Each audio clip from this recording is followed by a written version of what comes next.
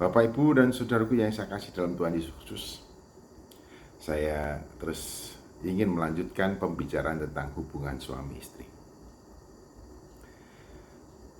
Berdasarkan latar belakang istri suami, latar belakang ekonomi, latar belakang pendidikan, latar belakang keluarga, termasuk di dalamnya sosial budaya yang berbeda, kedua insan laki perempuan bertemu dan membangun keluarga, rumah tangga.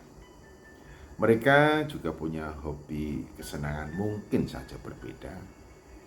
Mereka bisa saja juga mempunyai kebiasaan yang berbeda, bahkan juga dimungkinkan mempunyai selera makan yang berbeda.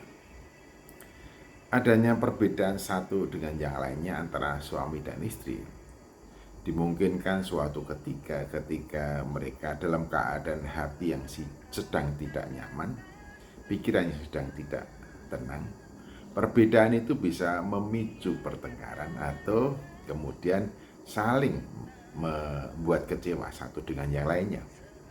Bahkan bisa-bisa saja ketika suasana itu sangat keruh, membuat laki perempuan suami istri itu saling membuang muka. Mereka merasa saling tidak nyaman. Mereka terluka satu dengan yang lainnya karena masalah yang sepele kemudian berkembang menjadi persoalan yang dianggapnya berat. Padahal mungkin itu hanya perbedaan selera makan. Mungkin itu hanya perbedaan istilah yang dipakai. Karena latar belakang keluarga yang berbeda, latar belakang kebiasaan yang berbeda, latar belakang pergaulan dulu yang berbeda. Nah, pada saat suami istri berada dalam friksi, konflik yang keras, sampai satu sama lain pada situasi itu tidak ada yang mengalah, bahkan saling menuding satu dengan yang lainnya. Dalam suasana yang demikian, ingat, jangan mengambil keputusan. Mungkin saja ada keputusan untuk sementara waktu tidak bertemu. Kalau itu keinginannya, firman Tuhan berbicara demikian.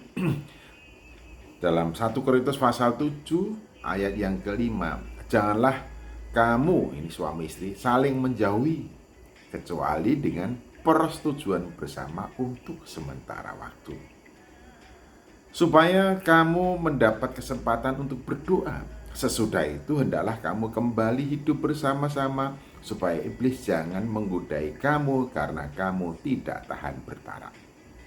Jadi ada kemungkinan suami istri bertarak karena mereka satu sama lain sementara waktu tidak bisa menyelesaikan friksi di antara keduanya.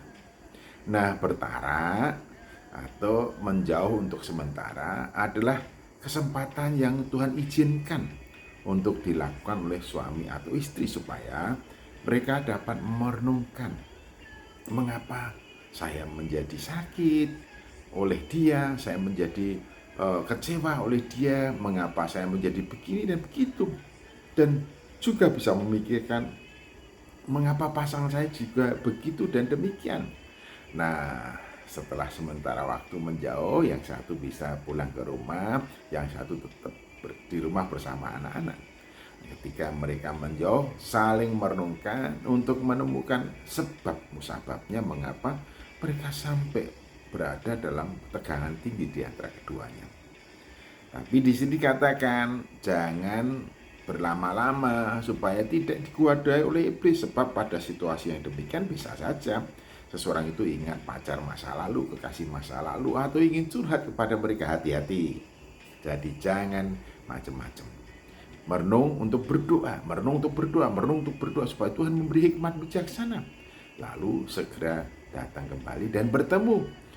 Ungkapkan isi hatimu, apa yang membuatmu sakit, tidak senang, dan keduanya begitu. Setelah saling terbuka, bisa saja itu hanya merupakan situasi yang terjadi karena pada waktu itu memang dalam kondisi yang tidak nyaman. Nah, kalau kemudian dipahami bahwa itu sebenarnya mispersepsi atau misunderstanding, lalu bisa keduanya saling mengungkapkan isi hati untuk saling memaafkan dan saling minta maaf. Nah, pada saat kedua-duanya terbuka untuk saling memaafkan dan saling meminta maaf, itu akan menjadi suasana semakin indah seperti jatuh cinta kembali. Menjadi pertemuan itu menjadi seperti malam pertama. Silahkan bertara, tapi jangan lama-lama. Cepat selesaikan dan berdoalah dengan sungguh-sungguh. Tuhan bekerja ketika engkau tetap komitmen untuk bersatu, sekalipun untuk sementara waktu bertara. Haleluya.